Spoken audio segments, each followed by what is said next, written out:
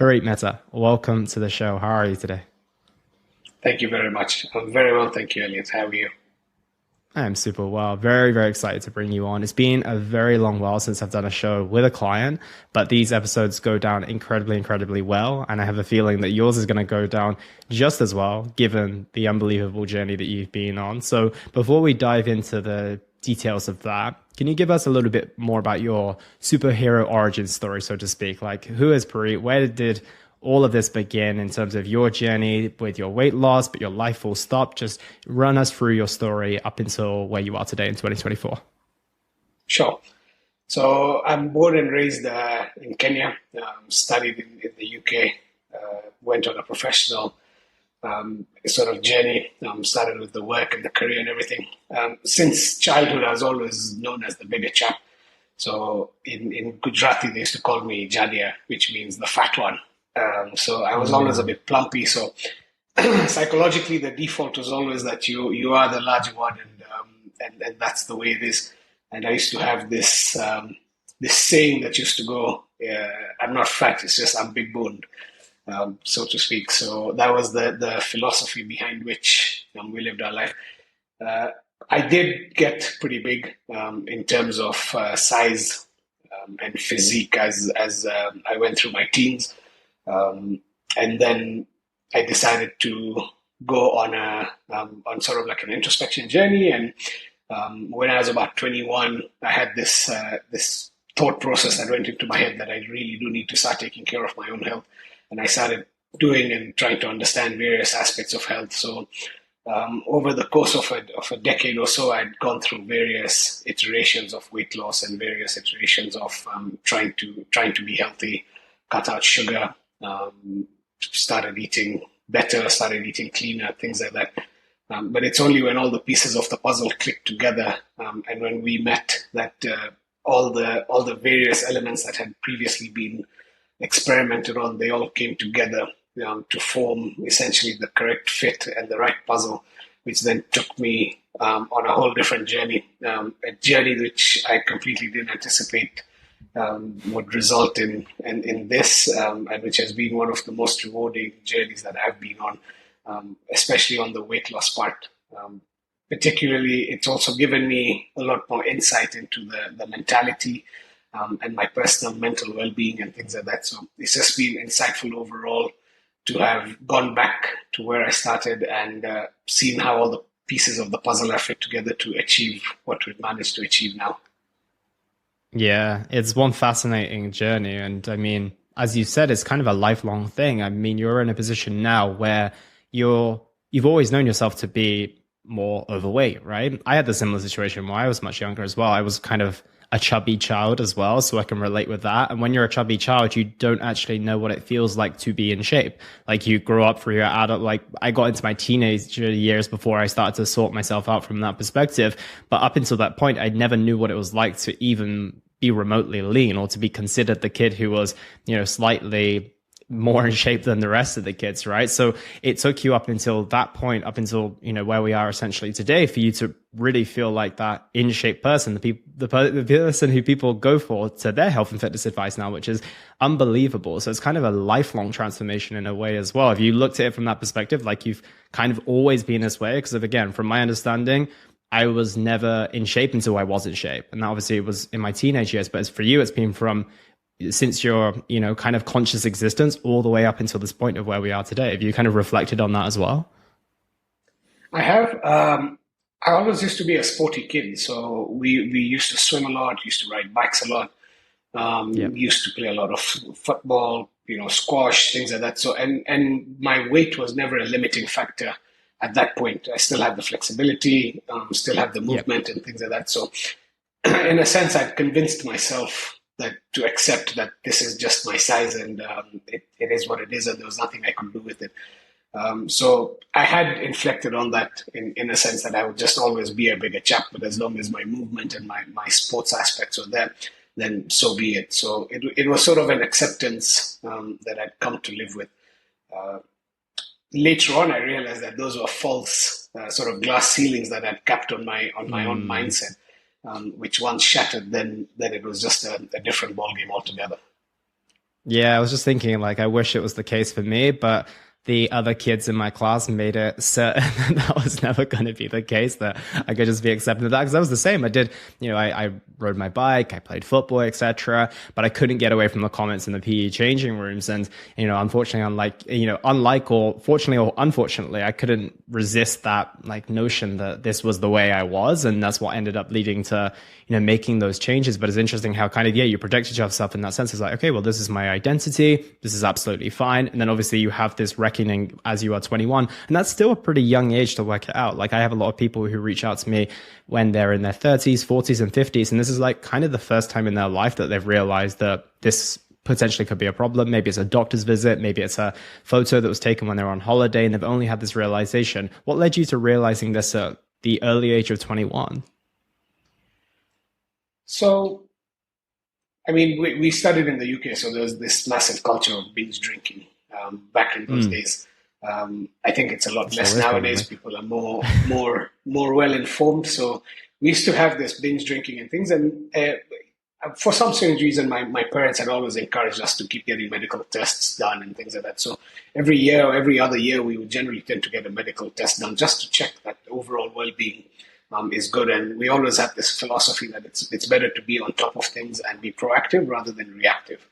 It's very As nice. of my mom's side of the family has a history of diabetes, so I did a sort of medical test at 21, and it showed that blood sugars were a bit elevated. So that kind of triggered the thought process that if I don't take care of myself now, then it'll be Hmm. too late by the time I do it. And in the back of my mind, I always had that sense that I should be proactive rather than reactive. So I should be in control of my situation rather than reacting to something that's happened to me Yeah. later on in life.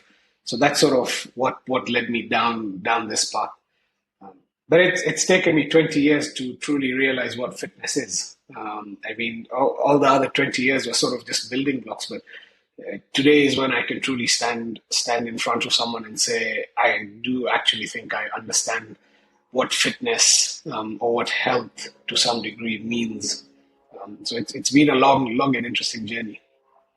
Yeah, absolutely. And talk us through the years of your 20s where you're going back and forward with the progress that you're having within your fitness, right? Because obviously you would have gotten started. I don't know what you started to do, whether you just started with exercise, whether you started with nutrition, but what did you try in your 20s and why did it not stick at that time? So I did have a nutritionist because there was a concept called power plates. I'm not sure if you've heard of that. It was Mhm. basically The it's like vibration a plates or? vibration plate. Yeah, it's a vibration plate, and then you do all your exercises on that. So it sort of triggers Mhm. the muscles to be a bit more active compared to if you were just doing a regular exercise. So I found there was a power plate studio right next to where I stayed in Nairobi at that time, and there was a nutritionist attached to that studio. So I sort of started going down that, and like everybody, you wake up on the first day of Jan, and you're like, I don't feel like that again, and you start setting up your goals, and then you go through them, and you list out that you want to lose weight and things. So I used to do that, and every January I used to jump on this bandwagon and be like really good and eat well and eat clean, and for the first 6 months I would lose weight, and then it would just stop. And it would get quite disheartening that despite doing everything, the weight was not moving. And then Mhm. you'd rebound. So I went through this cycle of sort of we lose weight and then plateau and then rebound, lose weight, plateau, rebound. So I went through that for probably about 10 years until I realized that the plateau was actually just a figment of my imagination. Mm. Yeah, that's fascinating. And what made you realize that it was more your imagination than reality? Because I've said very clearly on this podcast before that I truly don't even believe in plateaus. Like that's a statement that I always make, and it's a controversial statement to many people. So how did you realize that for yourself? Actually, when we broke it. So working together with you, and when we broke down through that plateau, um, honestly, it's like after that plateau was broken. I think if we go back and track the metrics from when we started, the weight loss from peak weight to sort of where the plateau was in my mind's eye was about 6 months. But then once we shattered that plateau, the rest of it just fell off within like another 2.5, 3 months. That's sort of what convinced me that this was actually it was just in my mind.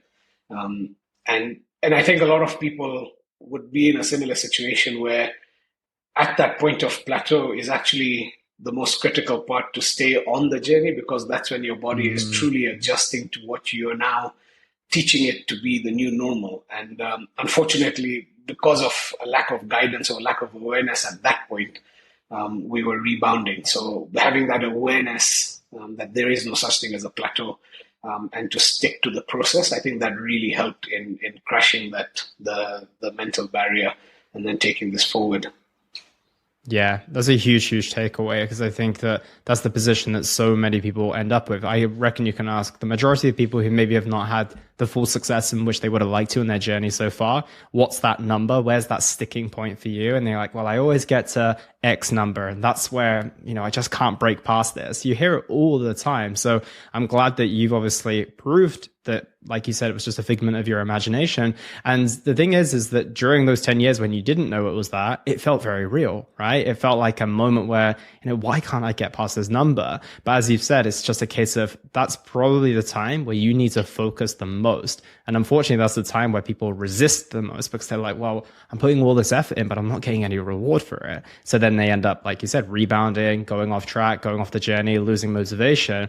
But the opposite is true, that if you can end up like almost saying, well, actually, this is the time to put my foot on the gas and go harder than I ever have done before, which doesn't seem quite as logical, but it does make sense. That's the route to success. Yeah, I also agree with you in that, a lot of times when we start January, we hit the road so hard that we don't actually give ourselves a chance to sort of moderate and get our body to adapt. So one of the things I also realize is that if we start small steps, like I'll give you an example for us when we started doing working together. I couldn't run more than 6 minutes on a treadmill. That was running, and what I do now, or the pace at which I can run now, what I thought was running was actually just a pretty fast walk. But it's taking that small step. So once you take that small step and you sort of guide yourself, then you're not going 120% on day one of Jan, and then you run out of energy by the 15th of Jan. You sort of start within your limits. You adjust yourself and you keep pacing up. And I think as that build up goes, it helps, because it then gives you that ability that by the time you're reaching the plateau zone, you still have plenty left in the tank to navigate and push through that. So that's why I find that, like, if we start at 100, you end up tapering down. Then by the time you hit the plateau, you are resisting because you no longer have the energy to push through. And now, having said that, like today we can run a 10K nonstop, which I never in my life did I think that I'd be able to run a 10K nonstop. So it's just take small steps, get your body to adjust, move up a band. Take smaller steps, get your body to adjust, move up a band. That way you sort of build yourself up to a point where when you truly need to push the barrier, you have the energy and the power to go through that. That's such a key learning, and acknowledgement to you there, Parit, because I've not actually mentioned that on this podcast before. But if I really think about it, the time to go on 110% is not the beginning. And that's when most people go 100% all in. They're like, I'm super dedicated, I'm motivated, I'm going to do 5 sessions a week, I'm going to go super hard on my diet.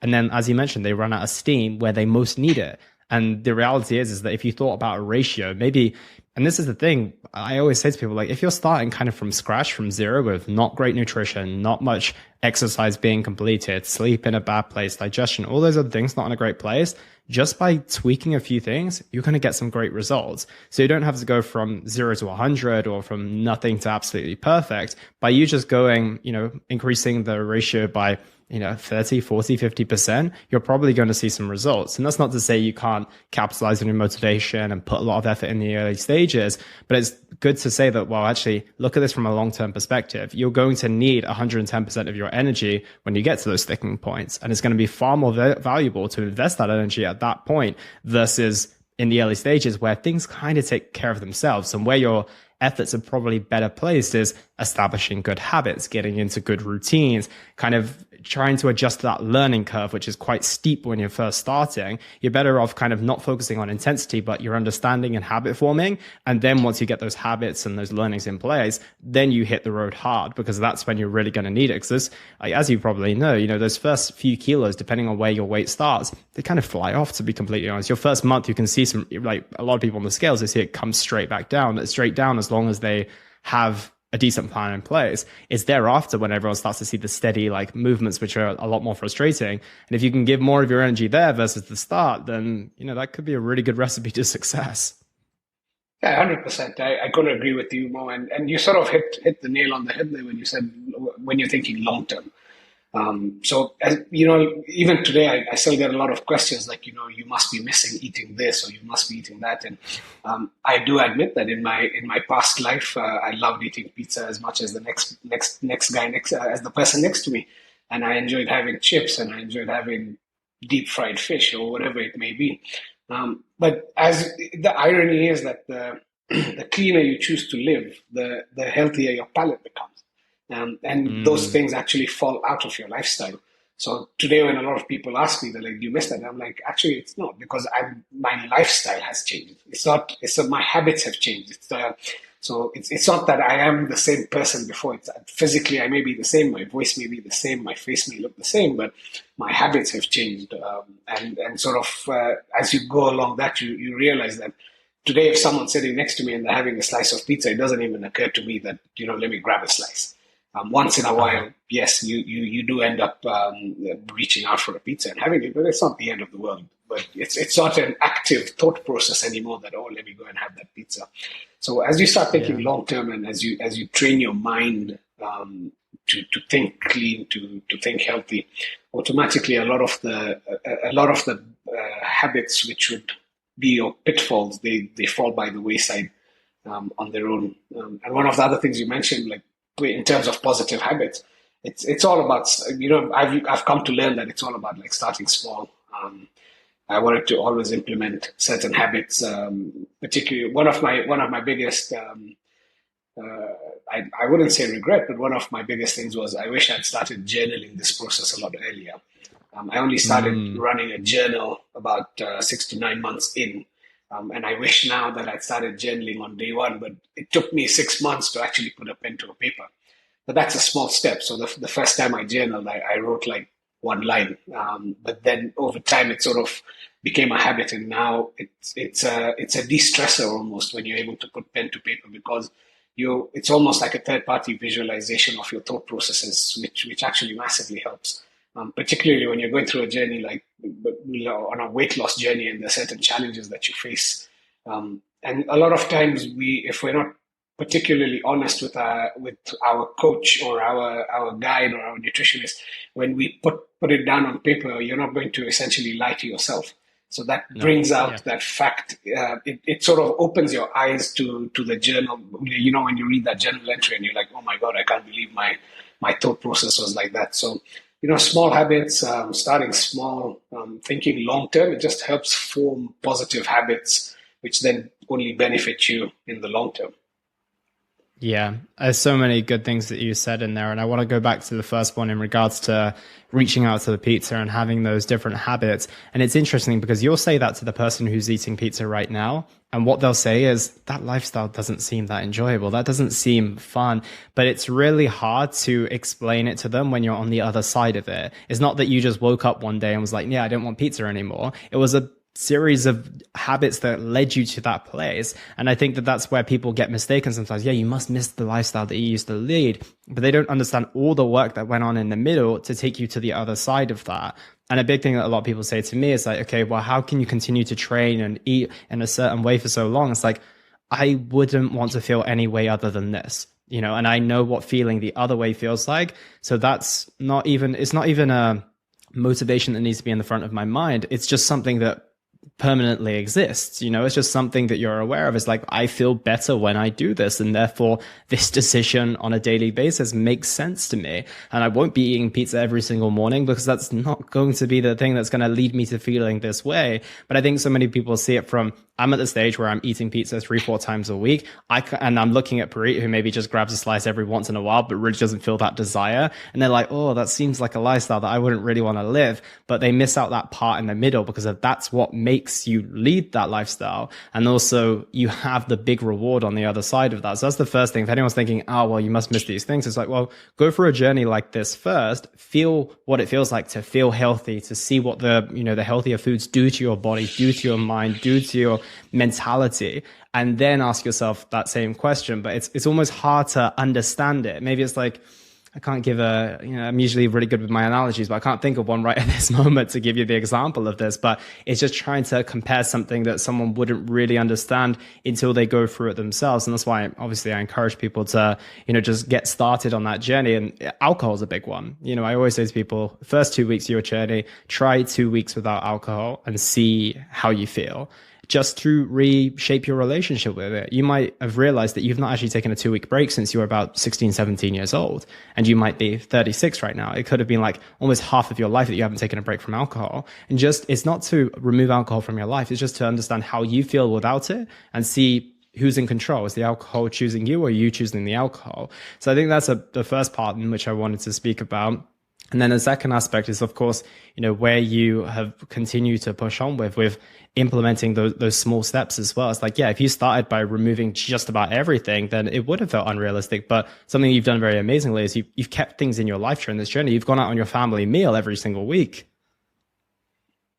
Yeah, so I mean, if I could take you back to the first one, I had two analogies. Obviously, 90% of it is just a lack of awareness. So when I was young, my dad told me a line which just stuck with me, and he told me that he goes, "Pain is yours and yours alone, and happiness is shared." And it's an idea. It's a line that as you get older, you realize that it's quite true. You can never share your pain with anyone. Someone will empathize with you, someone will sympathize with you, but they can never feel what you're feeling. Yeah. So, in a sense, having sat on both sides of the table, which sort of leads into the alcohol part, is I've sat on the side where I've eaten unhealthy and I've drunk a lot, and I've sat on the side where I've been clean. And it's only because I've journeyed onto this side that I say I actually don't want to feel like that again. So a lot of times people have the lack of awareness in the sense that, like, how does it feel to be on the other side? And without having attempted it or tried it, we've made a judgment call. So that in a sense, I think is where increases or better awareness of the process and everything. It's quite important. A lot of people now see, because of the sheer scale of the transformation that we managed to achieve. Today, people appreciate the fact that if I don't have a drink or if I don't eat what's on the table, it's acceptable. So I feel for the people who are in the lower category of weight loss, where the peer pressures or the social pressures would become quite intense. And it becomes difficult to break that. But just being aware of what it is, it definitely helps the whole situation. In terms of small steps and keeping things in the lifestyle, I think that was a conscious decision. There were certain, I think, like in our discussions as well about like what we want to do, where we want to be, it's always been about sustainability. It's about trying to achieve something sustainable, and there's certain non-negotiables within each individual's lifestyle or each individual's life that they would want as part of that. And for us as a family, having a meal out was important, because that was our time to go out and bond and enjoy a meal together, apart from the regular meals that we share at home on a daily basis. So that was non-negotiable. Alcohol was never designed to be cut out in perpetuity. We did go a long time without it, which definitely showed me what I need, where I would like to be when I do start consuming alcohol again. And I think like the palate has also changed to the type of alcohol that's consumed and the quantum of alcohol that's consumed as well. Yeah. So it's not that it was cut out completely. It's just that now it's been reintroduced, and the alcohol has been reintroduced in a sustainable manner. I've seen myself when I've had a glass too many, and I've seen how I react the next day in terms of my nutritional habits and things like that. And I prefer to be fully in control and just sort of say, no, this is my cutoff. So yeah, going back to that, it's one of those things that smaller steps definitely help in the bigger picture. Yeah, it's all about those trade-offs. And another thing that I didn't mention in your last part was the journaling aspect as well. And I think that a lot of people think that we go through this journey and we're just going to lose some weight. We're going to follow a nutrition plan, do some exercise, the weight's going to fall off, and all of a sudden everything's going to fall into place. But it's such a self-discovery journey. And like you said, when you put pen to paper or you start to kind of reflect on your own thoughts, and that's what I love about the check-ins personally.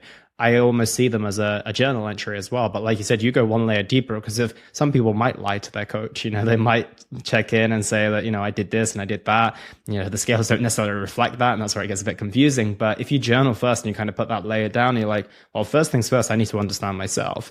And then you start to see these insights of things that you've never really realized before, because a lot of your habits would have been in place from the moment you were a child. And that tends to be the case for many people. We celebrate with food, we cheer ourselves up with food, or we're always known as being the bigger one. And therefore, what is our identity if we're no longer that person anymore? And I think a lot of people kind of go in with a little bit of naivety that, it's just going to be, learning some good habits, eating some good food and exercising, not realizing there's a lot to work through during that process. And, it can be quite inundating in a way, but I think that you did a great job in saying, okay, well, just start with one line. I'm just going to write one line, and that's going to lead me to the next line and the next insight. And then it's going to be a case of, I think that's something that you do very well, is that you reflect on those insights, and then you think about how they practically impact your life. And then you determine, okay, how do I want to carry these behaviors going forward? Whether it's, snacking in the middle of the day and deciding to go for a walk instead, or deciding what happens when you become a little bit more stressed with work. And then, okay, what do I need to do? Am I going to head out for,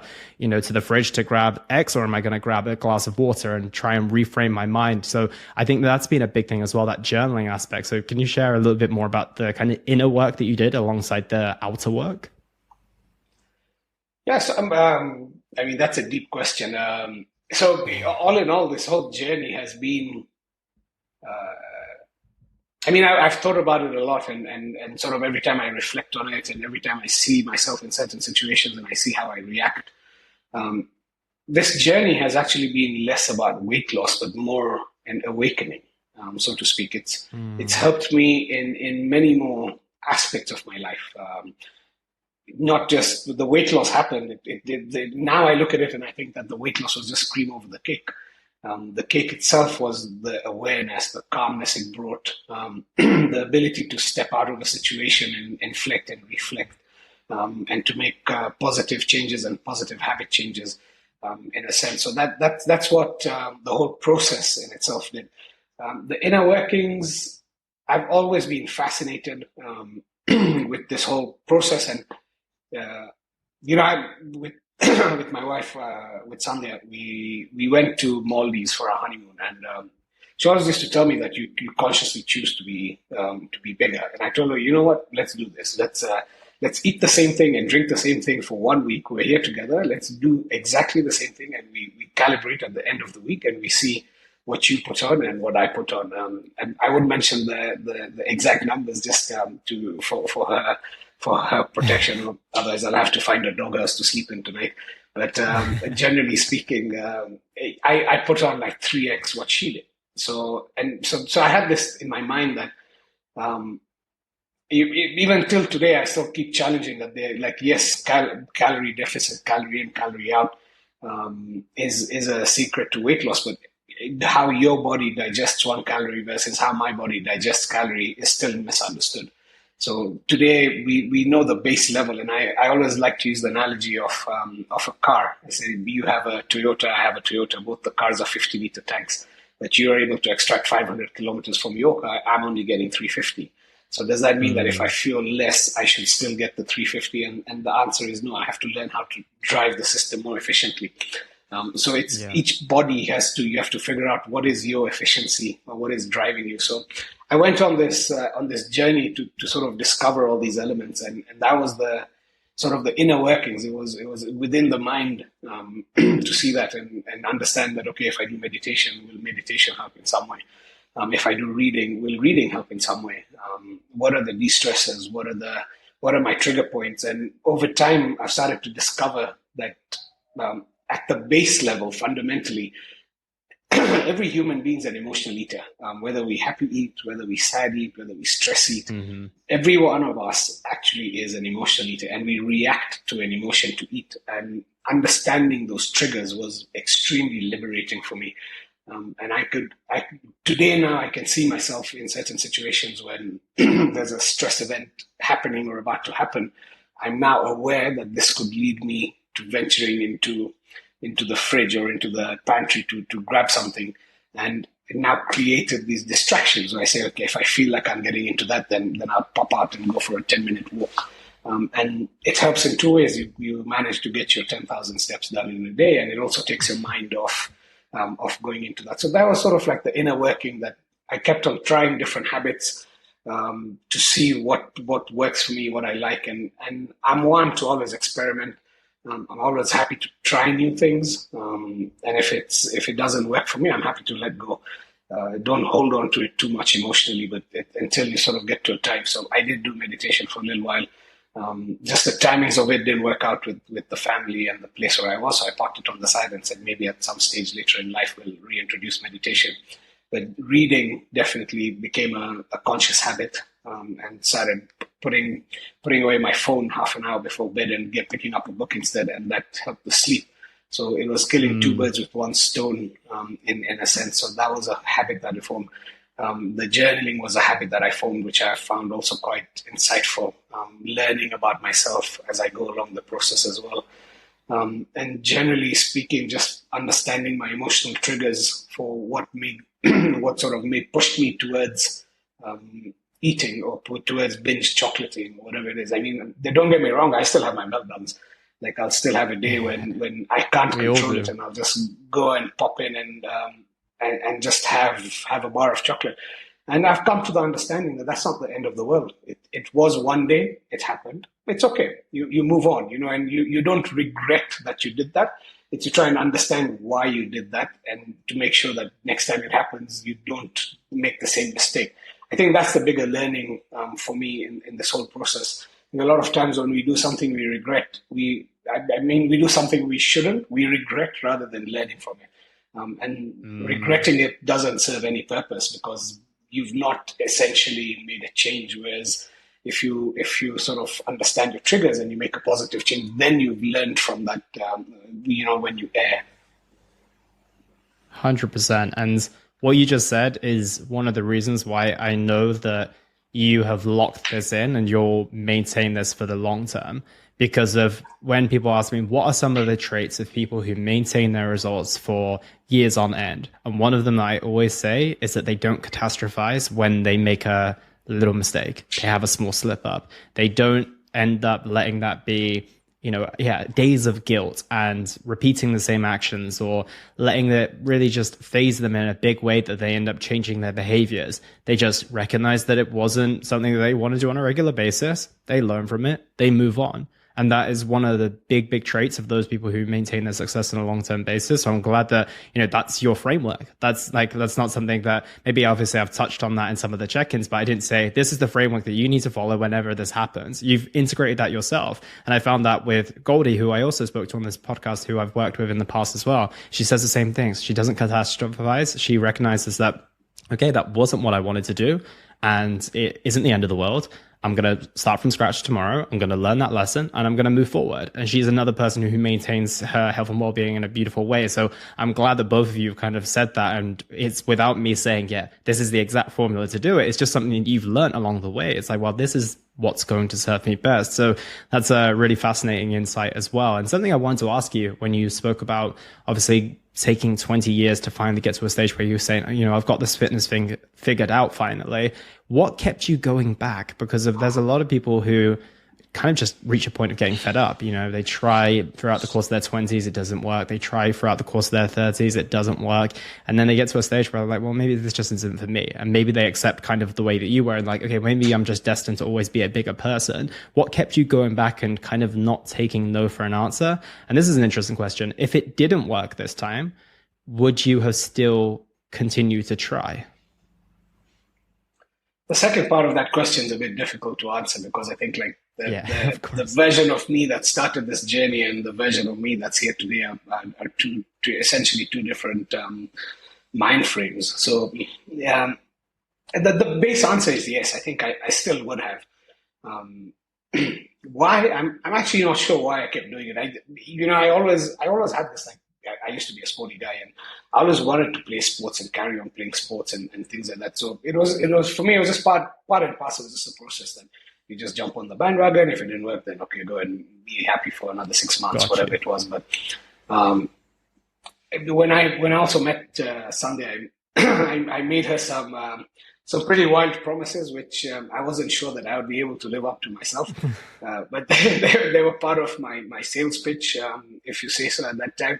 And one of them was, I just blanket, I just told her, I said, Sunday, I'll be one of those husbands who will actually lose weight over the course of a marriage rather than put on weight. And she's just like, you kept your promise. That'd be amazing if you did that. And today I sit back and I look at her and I go, I kept my promise.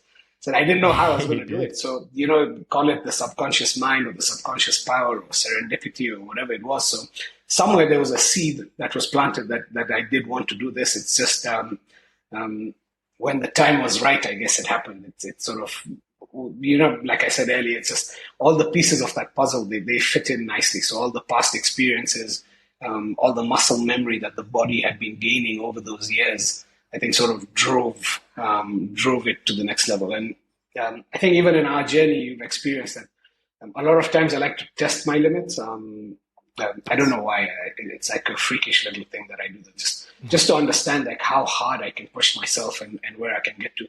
Just more for my own understanding, not to achieve a specific goal or anything per se, but just to understand that, okay, this is my upper limit now. I know that as I go along, I can push myself to that level. And I think like if we take the running as an example, this time last year we were celebrating running 5K in 55 minutes, and we're like, wow, you did the 5K, and now all of a sudden it's 10K in almost the same amount of time. So almost, it's more because we're able to push the body and test its upper limits. I think that's been also quite. This is one of those things that I've done, which helped me carry on and keep trying different ways for so many years. Yeah, it's amazing. And that's super helpful to have that bold promise. And I guess if we kind of bring it down to very simple terms, it was just a big, profound reason of why you wanted to do it. And of course, during the course of that process, you had children as well, which I'm sure provided an incredible amount of motivation as well. Was there any moments where you potentially thought, well, if I don't do something about this could impact the life that I'm going to be able to spend with my children, how I'm going to be able to run around with them, everything along those lines? In some sense, yes, it was always, but it was more when they were much older. So that time horizon was mismatching with the thought process. Like I always understood that if I was this big, once they turned 16 or whatever it was, and they went on roller coasters, there was a fairly good chance that I would not have been allowed on. But then in the back of my head, it was always just like go to America because they'll have made roller coasters for bigger fellas by then. It's like obesity is an epidemic. So instead of people losing weight, they'll just adjust the equipment to fit their size. So it was sort of like it was that acceptance in the sense that like it's okay, so be it. I think yes, the having children and all of that, it does help in a sense, but. Truly, the only way to successfully maintain this is when you do it for yourself. It's as selfish as that sounds. Children and family are a factor in the success. It's a thought that, okay, now I can do more with my family, or perhaps if I lost weight, I can do more. But until you truly believe in it yourself and you do it for you, and you do it selfishly just for you, I think that's when the true reward actually comes, and then it benefits obviously by and large everybody else that's part of your life journey at that point. I love that you said that because there's so many people sign up with me and they're like, I just want to do this for my kids. I just want to do this for someone else. And when I work with them over the course of a few weeks, it's not long until you realize that it's actually, of course, in part, it's for their kids. And of course, they want to be healthy for them. But usually it boils down to the individual. It's just that they're not willing to face that yet. And there is nothing wrong with saying that I just want to feel better within myself, or even like people think it's, a vanity thing, but there's nothing wrong with wanting to look more aesthetically pleasing to yourself, to your partner as well. But obviously that starts within yourself and how you feel about your own self when you look at your reflection. But I think I'm glad that you said that, because a lot of people will say that and they'll come in and I'll be like, yep, I need to do this for my kids. And for some reason they've run out of motivation at week 4. And you're like, well, if your kids mean that much to you, then this should, like, logically, this should make sense and this should work.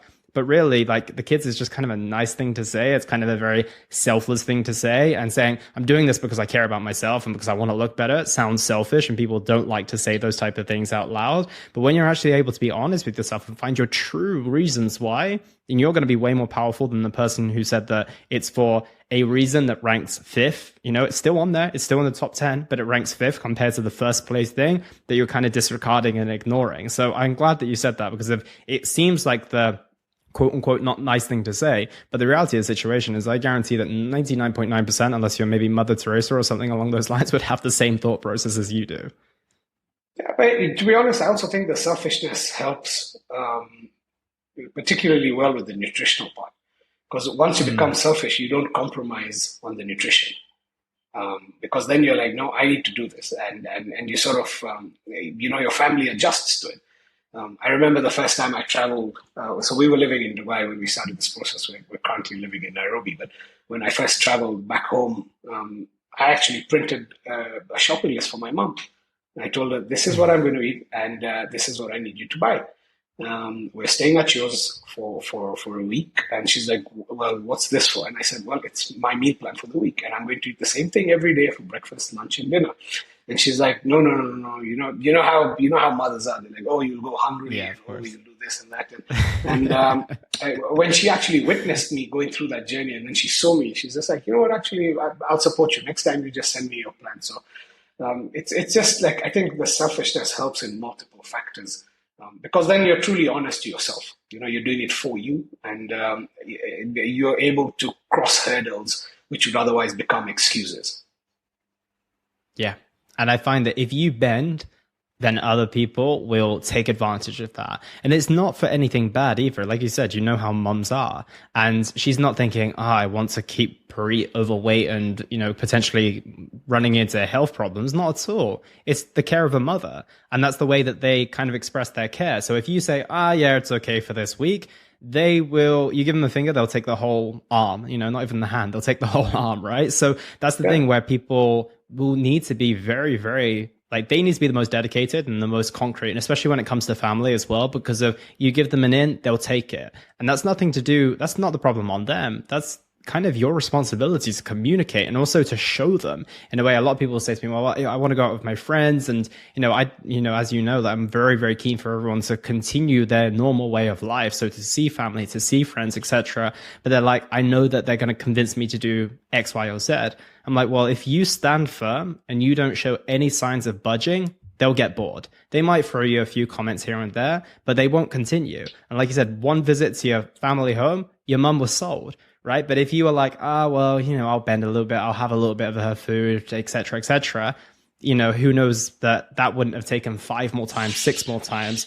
And also people kind of lose faith in your word as well. If you say that I'm going to do this and time again, you don't end up, they'll be like, it's just that same diet that Parit's on again. And, he'll be off of it in a couple of weeks. So it doesn't really matter. But when they see you doing it time and time again, they start to respect it as well. Yeah, I mean, I couldn't agree with you more. And I think from a social perspective, you also figure out who truly cares. Because, the guys who threw you stick and the guys who threw you a lot of snarky comments and gave you a lot of abuse on that first phone call for not going out, hitting the bars at night or whatever it was, they stop calling. And it's just part and parcel. And the guys who understand and appreciate, I've actually found it quite weird, because like now I'll go to some social settings or some social events, and the food on offer is different. it's sort of almost subconsciously accommodated to you, in a sense. So I think like people, like once you get on this bandwagon and people sort of start seeing it, people also alter their way of how they approach you or how they treat you, and things like that is also, that's also been quite a fascinating thing. Like I'll go to a relative's house for a meal, and all of a sudden they'll be talking about like, oh, what protein can I make you? And I was just like, oh my god, where did you come from? So it's I think you learn, and you said like you'd like people to live as normal a life as possible, but that's where I kind of almost disagree, because it's not normal anymore. It's a Yes, new fair. mindset. It's essentially a new normal. So you're living your new normal, and naturally, as you live your new normal, there are certain elements of your old normal that just naturally fall off, and that's, I guess you can call it evolution or growing up, or whatever word works well. But I guess it's also part of the process. It's like a filtration system, Yes.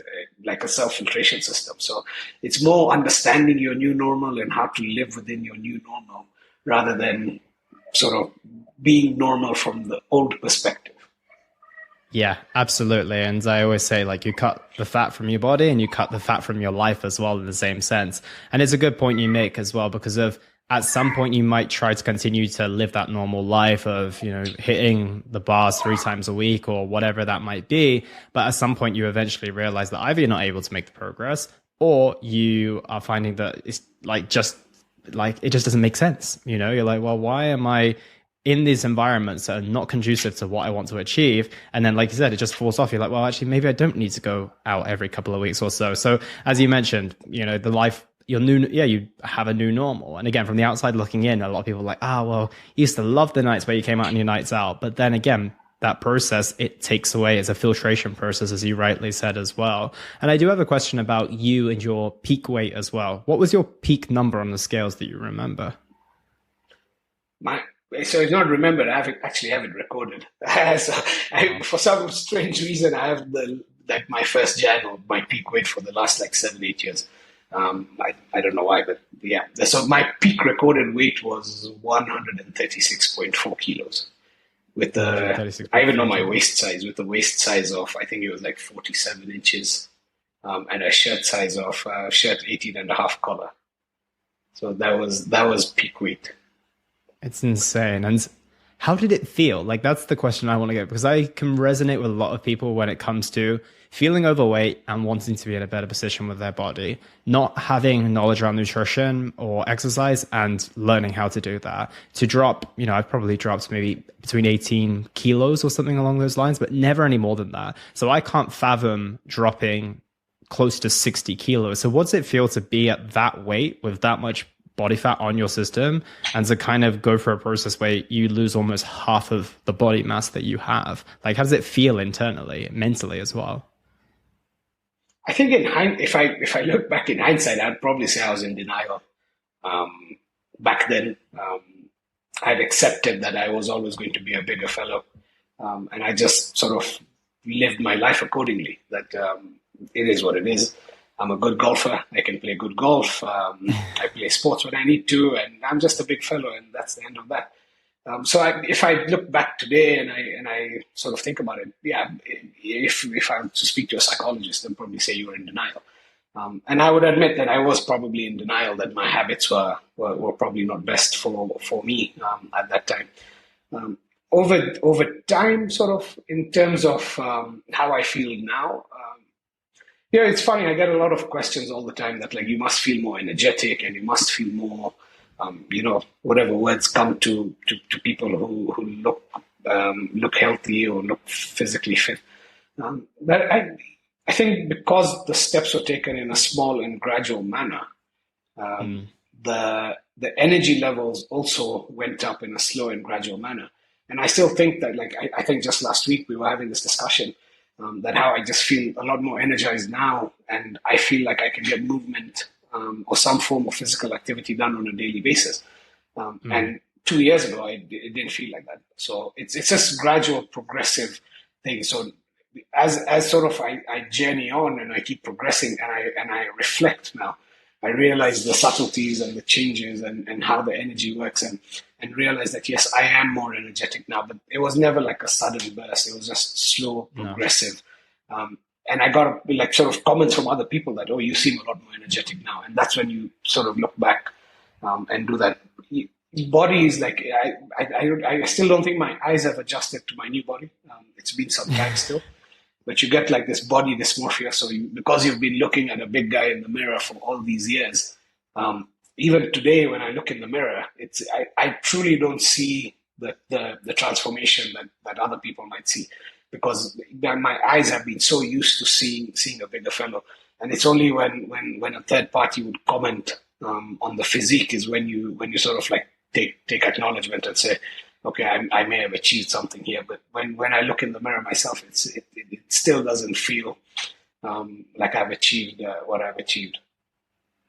Yeah, that's an interesting perspective. And I think it's good for people to hear as well, because I had a woman who reached out to me maybe 2 or 3 years ago, and she was like, sometimes, because I worked for a company before I set up my own online coaching gig, and this company is very, very big on taking people to photo shoots and everything along those lines. And these people tell their stories like, I wake up with a bundle of energy. My life is completely different, and they speak about it like, it was the biggest transformation that ever happened. And of course, your journey was. And she then talks to me and she's like, Elliot, I kind of went through what they went through, but I don't feel quite the same way. And I was like, you've got to recognize that your journey and like the way you feel about it's not going to feel the same. Like it doesn't take away anything you've achieved. It's just that, like you said, you might have just acknowledged those gradual changes, or maybe, part of you hasn't kind of woke up to the reality of what you've achieved yet. And I think that's kind of fairly normal in human nature, in the sense that we kind of acclimatized to where we're at. When you dropped from 136 to 126, you acclimatized there, 126 to 116. And I think that some people will kind of amplify like that feeling of like, I woke up and I was like a new man. I was able to wake up at 5 a.m. every day, and my eyes were pinned to my eyelids were pinned to either side. But I think that sometimes it is more of like a gradual thing of like, okay, well, I am more energetic, but because I did it in such a stage where I was kind of very present in my process and I went through this journey, that I didn't just click my fingers and it happened overnight. Like this was a big transition as well. So I'm glad that you said that as well. And another question I have for you is, I don't think I've ever asked you this either, is what was your biggest challenge on this specific journey when we worked together? What would you say was the biggest thing that you were like, damn, this was the part where I really had to dig deep in order to, or maybe you didn't have to dig deep, but you had to dig deep enough in order to get to this next stage? So, to be honest, I don't think I had like this journey ended up being so rewarding that I don't think there were any.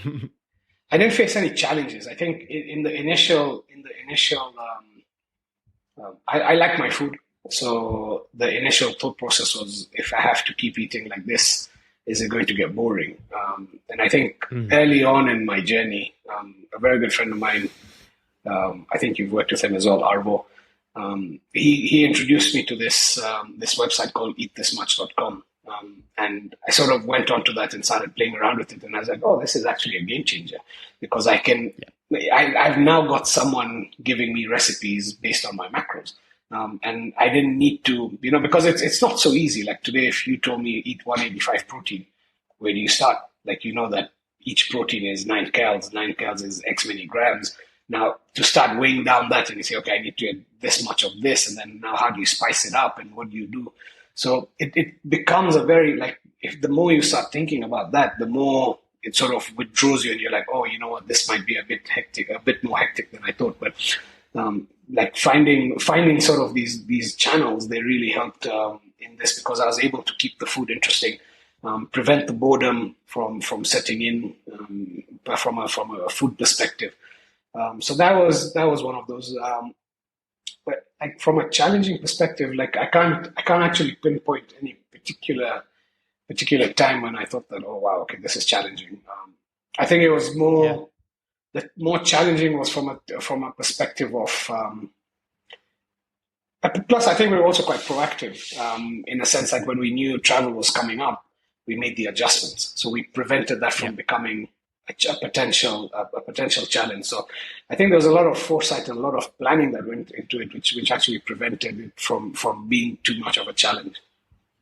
Yeah, it's pretty impressive to say that you dropped the amount that you did and you didn't really experience any deep challenges. I mean, it's testament to the work that you did beforehand, but it's also testament to say that, if it's like in many ways it's going to be difficult, but if you're prepared for the journey, I think maybe that was it as well, as that you were mentally prepared for what was to come. And if any potential challenges came our way, we were proactive about navigating it. It didn't have to be detrimental and incredibly challenging to overcome that. So I think that's a very positive thing to hear as well. And the one question I have for you next is regarding where you are right now. I think a lot of people would have saw those photos and they're thinking, well, of course, not everyone can drop the weight that you did, but everyone can get to a good position.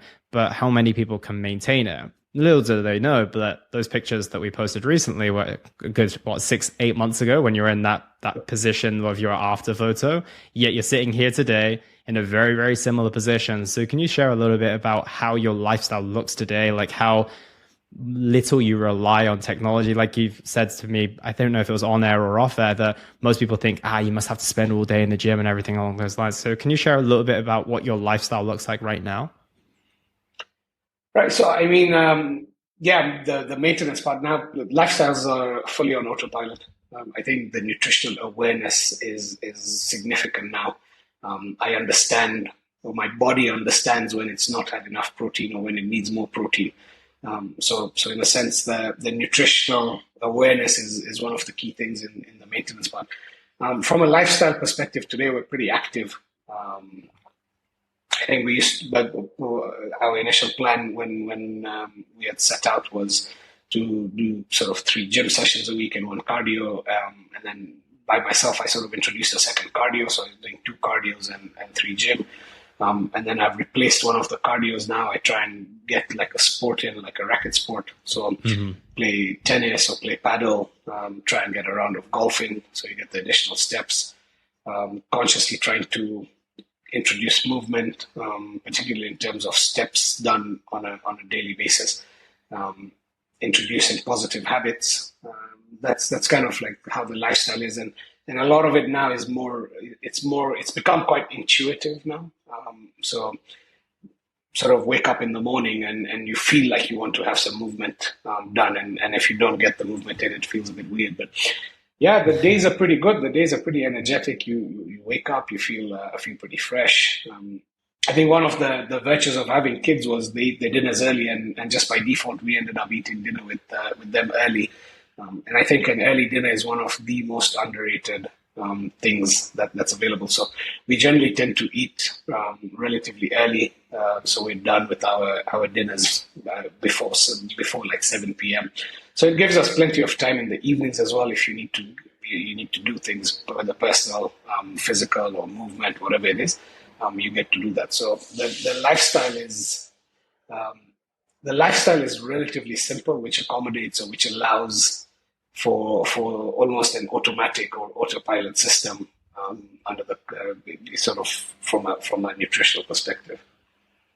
Yeah, it just seems very effortless at this stage. And I love the fact that obviously you've moved over to Nairobi now from Dubai. You've allowed more socials into your life as well. You've been able to see what kind of your tipping point is there in terms of how much you might want to consume in terms of both alcohol and food. And you're able to kind of, we weigh in now once a week, right? Every Thursday. It would have been this morning, I imagine. And pretty much it always kind of sits in the same place. And what we've now used, what we now use is this kind of barometer of like, okay, well, if you're pushing this much on the scales, then maybe I just need to rein things in a little bit. And again, it's not a sense of like, okay, I need to go to and do an extra gym session, or I need to cut back on food. It's just like, well, just a simple choice of like, okay, maybe I'm going to eat a little less at the social this week, or maybe I'm going to eat a little cleaner this week, or maybe I'm going to move a little bit more. And it's just so relaxed compared to what people might think it is to maintain this type of lifestyle. It just is done so seamlessly and effortlessly, which I think is something I want people to be aware of, because it's, yeah, of course you had to be committed and you did have to do the work, but I think only people see that stage. And it's like on the other side of that, like I want health and fitness to be running in like a little program in the back of your mind. I don't want it to be front and center of your mind every day. You spent enough time doing that, right? And now it's to kind of enjoy the fruits of your labor and allow that to just run and just essentially enjoy it. Yeah, I think it was you who pushed me to sort of move more into the autopilot system. where I was always reluctant, like, what's next? What's next? I'd like to sort of understand it, and you sort of egged me on to say, like, just try and give it a go. Move to once a week and things like that. Interestingly, one of this once a week in autopilot system, I've discovered something new which I need to work on. Is that when you get a good scale reading, it sort of tempts you to say that, you know what, I can enjoy that extra piece of chocolate. Mm. So I have to train my mind that a good reading is acknowledgement of the week gone by and not a license to kill the week going forward. Very So nice. that's been an interesting learning curve, which I think, like, now I'm sort of trying to figure out what, if I get a good scale. Like, this morning was a pretty good read. I was quite satisfied with the efforts of Fantastic. last week and everything that we did. So my first thought process was like, oh, I could have eaten that extra chocolate last night. So I said, nope, let's go for a walk. So I stepped out of the house in 10 minutes, and that thought was out of the mind. So it's been an interesting journey for sure. Yeah, I love it. And the next question I have for you is, where do you see your health and fitness in the next 10, 20 years? Yeah, so I think, like, I'm still learning about myself. I think I'm still learning about my body. I'm still learning about what I can do.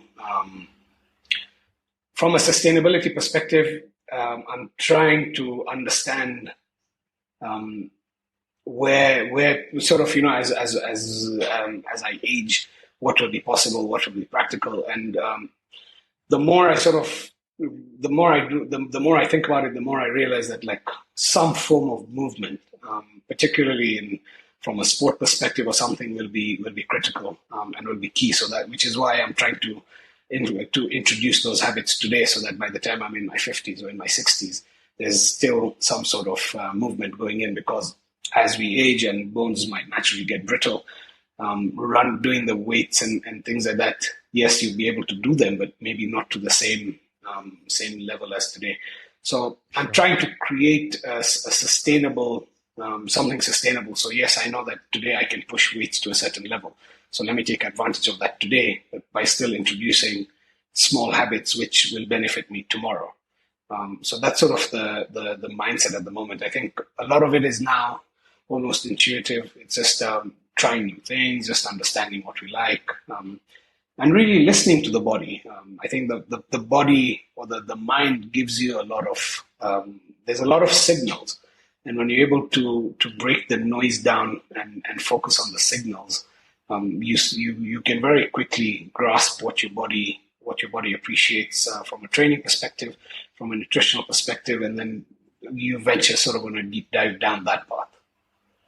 Yeah, 100%. And Brie, I have to say, your journey and working with you has been one of the most rewarding and fulfilling parts of my career personally as well. You definitely rank up there with someone who I've had an absolute pleasure and joy working with throughout the course of this process, and not just from the perspective of the transformation that you went through, but just our interactions, your receptiveness to take things on, your insights, the things that you were able to take away from our back and forth communication. It's honestly been somewhat effortless, but I don't want to take anything away, because it has been effortful as well. But it honestly has been a joy to work with you from the perspective of how you've just been able to integrate the information and just apply it so practically, and be introspective and really lay the responsibility on yourself, and just to use me as someone to gather information from, a sounding board, and someone to absorb the information from. But you never put your transformation in my hands to say, okay, like, it's your responsibility to get me in shape. I was there to just provide the tools, but you were aware that you did the work. And that's something that I wanted to acknowledge you for as well. It has been super, super fulfilling. And I know we're going to continue to do great things together with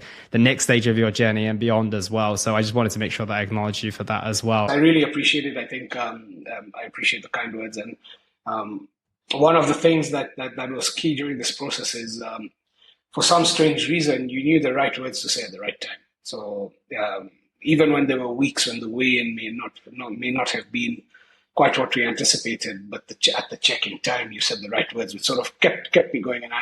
And whoever's willing to listen, I still say that Elliot's somehow a magician. Like, he knew exactly what to tell me at that time, and I think that was also quite motivating, because it felt like I had someone listening to me, and who was then sort of nudging me along in the right direction.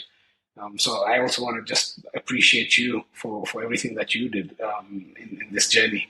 It was truly teamwork, that Yeah. achieved this. Thank you. I really appreciate it. Couldn't agree more. And do you have any closing words for anyone who's maybe reflecting on this conversation, maybe hasn't kind of pulled the trigger on their own journey right now, maybe has gone through, decades of their life not feeling like they've worked it out? Any words of wisdom that you can give to them, aside from the hour of wisdom they've got to listen to right now, that would help them to get started on that journey and to trust that what you did was truly capable for them as well? Yeah, I mean, if anything, I try and keep it as concise as possible. It's if you if you're able to start, but first I'll just say start. Get on the journey, trust the process, believe in yourself. If I can do it, it's possible for anyone to do it. It's a very liberating process, and I think if you truly take heart from everything that you can achieve out of going through a journey such as this, then it will be very liberating for you on the other side.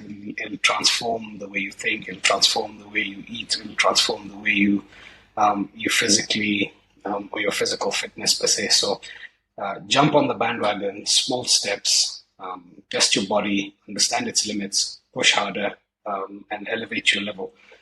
Essentially, it's just elevating your mind, body, and self as a journey. I love it. I couldn't have said it better myself. I absolutely love it. And I know that you're not super active on socials or anything along those lines, but is there anywhere that people can follow your journey or ask you questions if they have any? Sure, I'm on Instagram. I don't post much, but you can reach me on Instagram. It's at Parit Mehta. You can ask me any questions there. I'm happy to help anyone along this journey. Super. I'll make sure that's in the show notes below. But Parit, thank you so much for your words of wisdom today. And thank you for one hell of a journey as well. I really do appreciate it. Thank you very much. It's been a pleasure, and I appreciate your kind words.